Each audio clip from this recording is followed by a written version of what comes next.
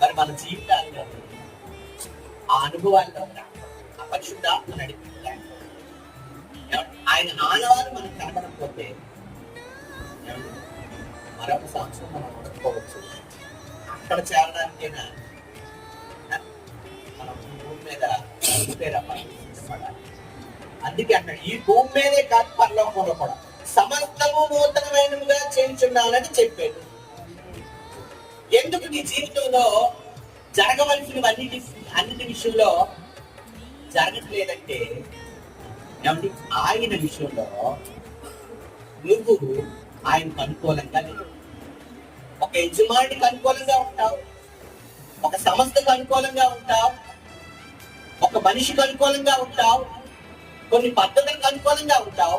దేవుడి దగ్గరికి వచ్చేసరికి ప్రతికూలంగా ఉంటావు. అలా